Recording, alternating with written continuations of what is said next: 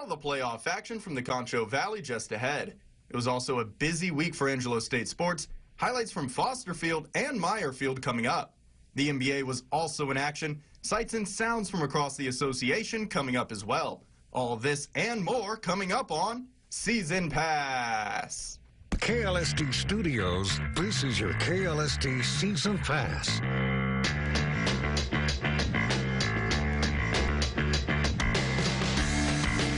Welcome to Season Pass, your All Access.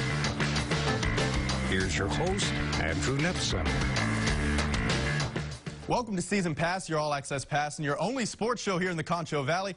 I'm your host, Ryan Reynolds. We have a jammed-packed program tonight with all the action coming from the high school levels. And we have UIL playoff action on the hardwood here in the Concho Valley. And across the state, 6 games of mini going on throughout the week. Starting with the boys playoff basketball tournament and Eden taking on Robert Lee in the regional quarterfinal round. The Janelle Center playing host to this game. The first bucket of the game goes to Eden as Donovan Gonzalez either shorts it on purpose or places it perfectly to Hunter Rogers down low as the Bulldogs go up 3-0 early on. A few possessions later, Eden up 3-1, but Robert Lee's Jayton Warren catches them back up as he slashes through the Bulldog defense to square it all up at 3 apiece. Steers now up 3-5. Eden's shot was too strong, but Rogers is there for the rebound and put back to tie it back up at 5-all. And then the closing minutes of the first quarter tied up at 6. Off the inbounds is Caleb Tinney with the short bucket to give the Bulldogs the 8-6 lead. Eden gets the win and moves on 46-41 over the Steers. Then we have Very Best taking on Erie and County at Ben Norton Gym on Tuesday. Also a regional quarterfinal action. And it was all Hornets early first quarter. Dawson Sparks drives the lane and gets the tough shot to fall. Erie and County strikes first 2-0. And they'll add to it. Nathan Chacon drops a bucket off the half spin. Hornets up 4. But the Falcons finally get on the board. Herrera Dominic beats his defender off the dribble and makes the easy layup. He wanted a foul on that one. Not going to get it. Hornets up 4-2, but that doesn't slow down Erie and County. Nice ball movement by the Hornets leads to a made three-pointer by Holick Chad, and he's pumped after that one. Hornets up big after the first quarter, 15-4. And the points just keep coming for the Hornets in the second. Chad puts in another shot, 25-6. All Erie and County at this point. And the Hornets advance over Very Best, 55-28. Which brings us to the regional semifinal round. The Eden Bulldogs taking on the Jayton Jaybirds Friday night for a spot in the regional final. First half, Bulldogs trailing by 12. Donovan Gonzalez keeps the ball, inbounds it, and chunks it up from the wing. Eden down by 9, but Jayton responds. Aaron Hernandez sends a 3 of his own. Makes it in there. Jaybirds led by 12 at the half. Third quarter now, Anthony Moya hits Austin Moya, who drains a 3. Eden trails by 9. The threes were just raining down at Moody Coliseum tonight. Ty Scogan, he then hits one from the top of the arc. Jayton up by 11. Jayton would get the win. The Bulldogs season ends in Abilene, 58-25 the final. Now it's Erie and County taking on the Paducah Dragons in Friday's regional semifinal. Erie and County takes the lead early on. Right here, Caden Councilman gets the rebound, takes it down the court. Avery Theck gets the layup. Hornets up by 2. Tied ball game now until Nathan Chacon hits a 3 of his own from the elbow. Erie and County takes a 3-point lead. And then the Hornets laying it on later in the first. Chacon with the flying layup to go up by 6. Erie and County gets the win 69-58. And all this brings us to the 2-1A regional final. Erie and County trying to punch its ticket to the Alamo Dome on Saturday, taking on Jayton. First quarter, Ty Scogan gets the ball, drives in, and hits the layup. Jaybirds up by 3 early on in this one, and it would be a close one. Nathan Chacon then brings it down. He tosses it to Mo Mora, who drains the 3. Buckets, man, his shot's so smooth. We're all tied up. Jayton moving the ball around now nicely. It leads to Pico Smith hitting a 3 of his own after the kick out to take the 1-point lead. And Jayton wins 47-32. They advance to the state tournament. Over to the Alamo Dome now, girls state semifinals. Number 1 Wall taking on number 2 Mount Pleasant Chapel Hill. pick it up in the fourth quarter. Chapel Hill's Rebecca Crane knocks down a three to take a 46-42 lead. Then less than a minute to play in regulation, tied at 46. Wall with good ball movement dishes it to Sam Rocha to take the lead 48-46. After Chapel Hills ties it up late. Final seconds of regulation, inbound, intercepted by Chapel Hill's Jemiah Bishop. Her pass picked off by Rocha. Rocha passes it to Sawyer Lode, who launches a deep three for the win. She sings it at the buzzer, but it doesn't count. The refs take a look at it. She didn't get it off in time, so we go to overtime. 3:22 left in OT. Chapel Hill's Mason Garrett lays it in to take the lead 50-48. Later, Garrett was fouled as Wall tried to stop the clock with less than 10 seconds to play. She made one free throw and missed the next one. Wall tries to get back into it as they force the ball down the court. They go for three, but time runs out on the Lady Hawks. Their magical season comes to an end as Mount Pleasant remains undefeated. 53-49 the final. So with the #1 ranked Wall Lady Hawks falling on Thursday in the state semifinals, Friday brought another game. The Mason Cowgirls try to punch their ticket to the 2A state final.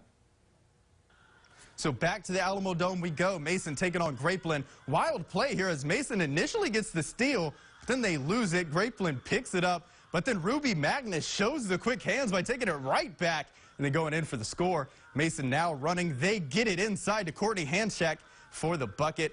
And then Grapeland on the fast break. Jesse Armstrong shows some grit by sliding in and taking the charge right there. You can't teach those fundamentals. And then Mason's Mackenzie Cano catches it on the wing and drives in and scores. The Sandys had it rolling today. So they get the rebound off the Mason miss. They take it down the court on the fast break and finish with the lay-in. Mason's season ends at the hands of the Sandys, 61-54. Moving over to the pitch now, the Central Lady Cats hosting Richland. Some soccer action on Tuesday. The destination, Old Bobcat Stadium. First half, Central gets the turnover in midfield and starts the fast break. Central's Addison Bonaventure can't quite complete the final pass. We stay scoreless.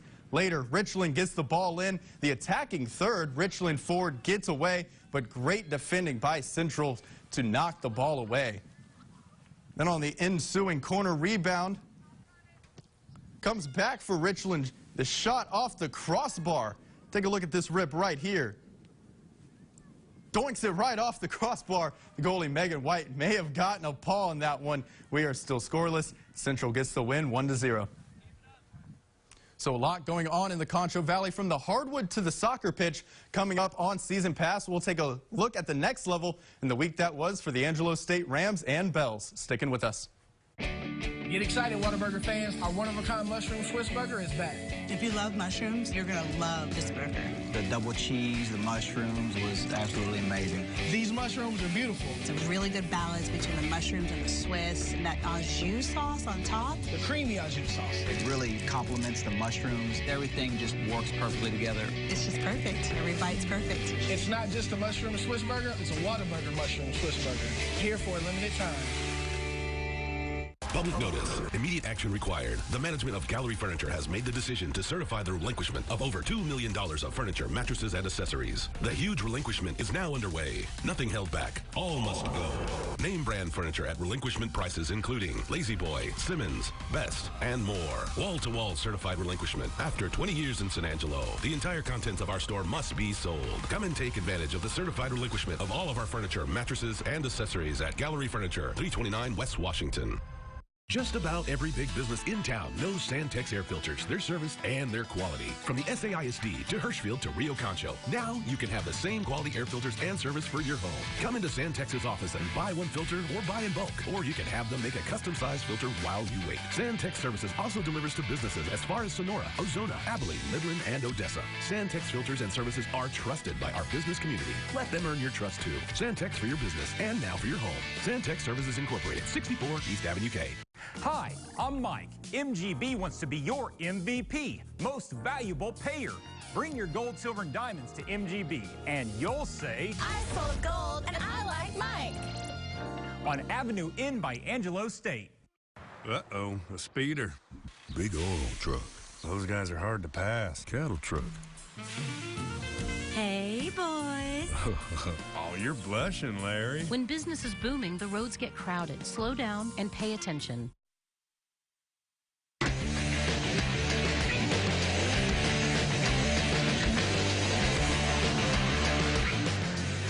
Hey, welcome back to Season Pass. The Bells came into Thursday looking to keep their hopes for a regular season title alive. At the very least, keeping pace for the 2 seed in this week's LSC tournament.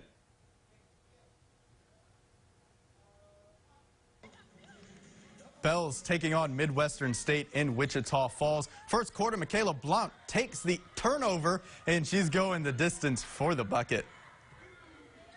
And then in the second quarter, Maria Delgado drills a three-pointer from downtown. Got him, Coach. Delgado had a team-high 17 points on the night. Then later in the quarter, catcher Samuel grabs the loose ball for an easy 2. Bells get the job done and win it. 81-62, secure their spot in the conference tourney as the number 2 seed. Now the Rams turn against the Mustangs. Seeding still up in the air for the men's side at this point. Kiera Crouch, step back 3, bang, 5-3 Rams. And then Crouch from way out again, 8-7 Rams. He puts it in. He's feeling it tonight. And then Crouch kicks it out to Darren Mims. 3, he poses 11-7 Rams.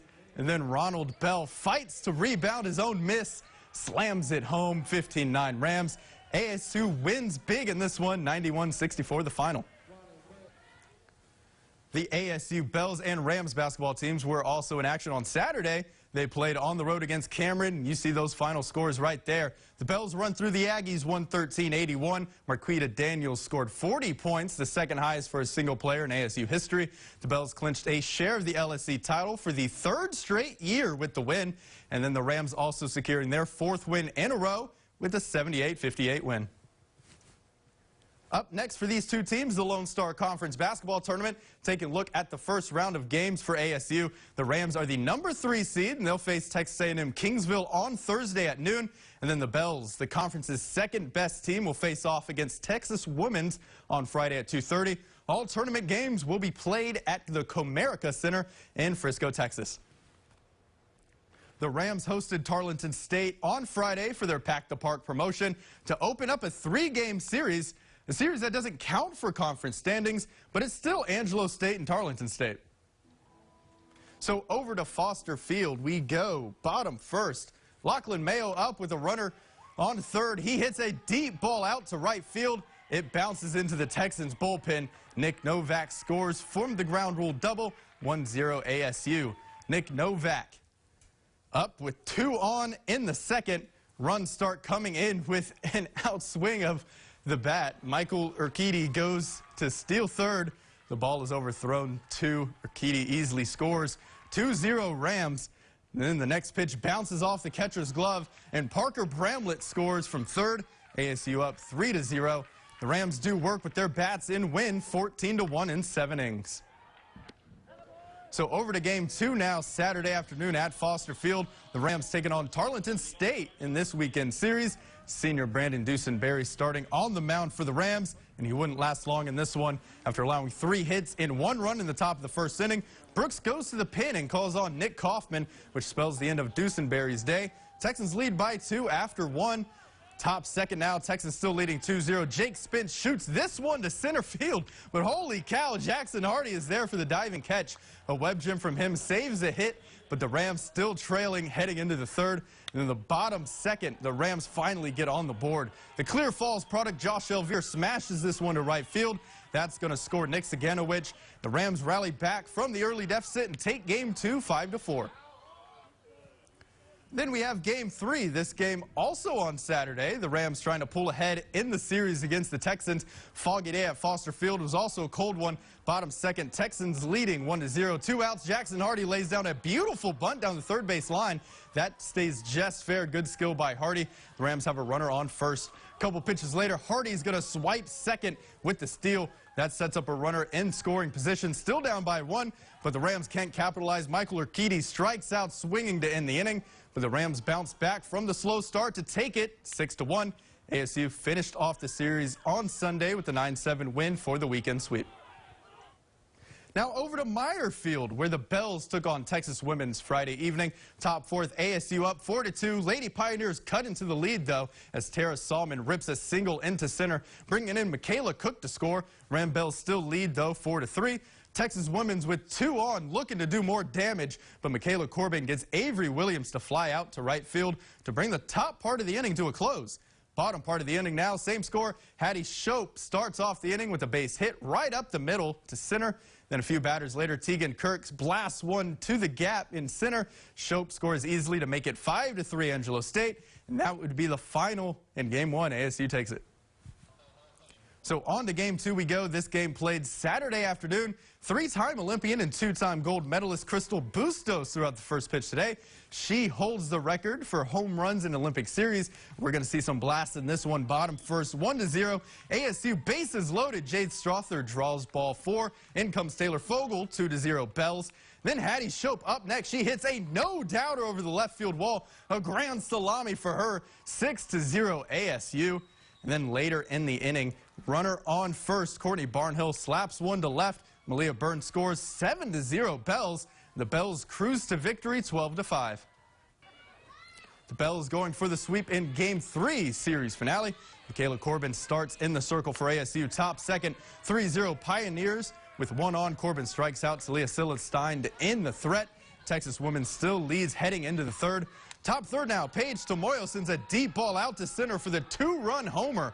That extends the Pioneers' lead to 5-0 at this point, and the Bells couldn't get into an offensive rhythm. Pioneers add another 7 runs to win 12-2 in 5 innings.